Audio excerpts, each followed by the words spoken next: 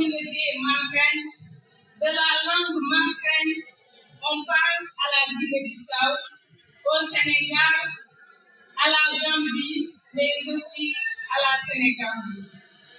Cette cartographie ethnique ou linguistique, si vous voulez, renvoie à des images qui expriment une réalité sociopolitique, une réalité géopolitique. Si vous voulez, c'est l'Afrique que l'on voit, que l'on entend en parlant des Mancagne. Si vous voulez, c'est l'image du monde, de la mondialisation comme traduction. Mancagne traduit pour nous une culture, une langue qui n'est pas restée sur place, qui n'est pas statique, qui est dynamique. Donc, Mancagne comme réalité sociale, où politique se frotte, où se familiarise, où se façonne au cœur d'un monde village planétaire. Au cœur de ce monde, de notre Afrique, de rencontres, de communication, de cohabitation, de mariage, de fusion. Ce qui est devenu de Mancagne devient une interrogation normale. Le Mancagne a-t-il été épargné? Ce qui est sûr, les Mancagnes sont aussi dans le mouvement, dans le déplacement. Ce qui est sûr, nous vivons profondément une culture Mancagne, une langue Mancagne en mouvement, des Mancagnes dans la cohabitation, dans le voisinage, dans le métissage. Voilà la réalité d'échanges permanents dans laquelle les Mancagnes sont confrontés et non perdus. Mais c'est certain que notre communauté Mancagne ne peut pas échapper et n'échappera jamais aux effets de cette mondialisation culturelle.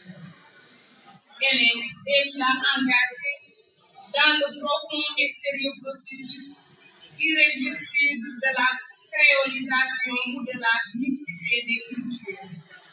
Ce qui signifie nullement que la culture Mancagne est en danger ou la langue Mancagne est menacée. Nous avons appris de Léopold Sédar Senghor que les replis identitaires ne sont pas des solutions, mais l'intelligence ethnique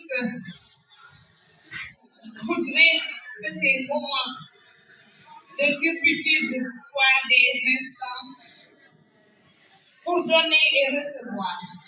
Donc, c'est à nous de savoir distinguer ce qui nous renforce de ce qui nous affaiblit. On peut toujours dire que pour vivre mieux, il faut toujours s'adapter.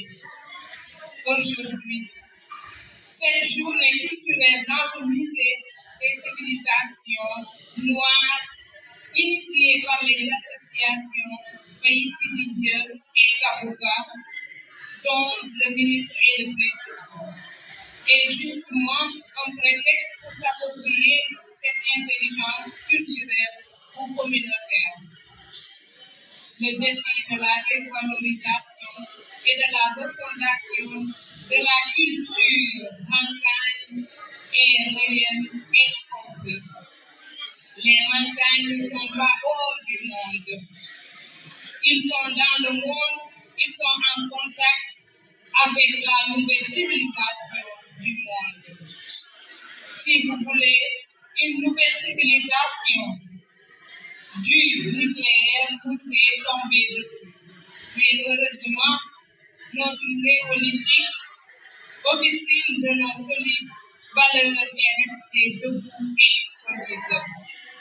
Loin de moi, l'idée de manier Mancagne néolithique. Je veux fermement dire que notre passé nous fait toujours marquer les nouveaux bouleversements de toute nature. Notre passé est notre fierté, notre identité. Nous sommes fiers d'être Mankali. Donc le choix s'impose.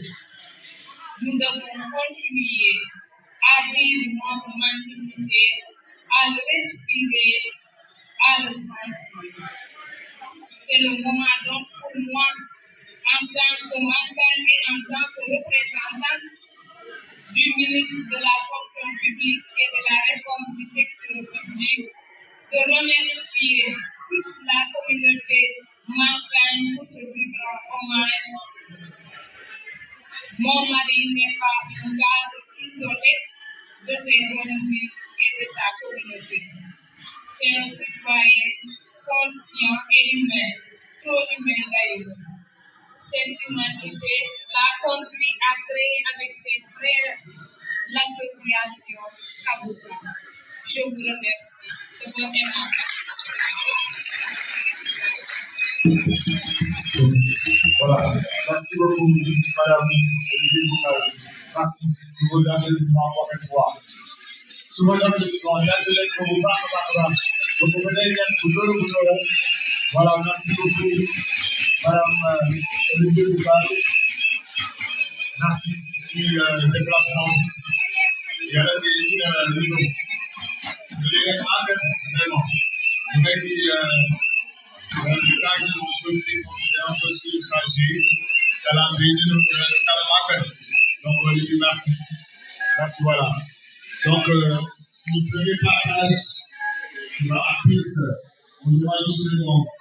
Pour ça,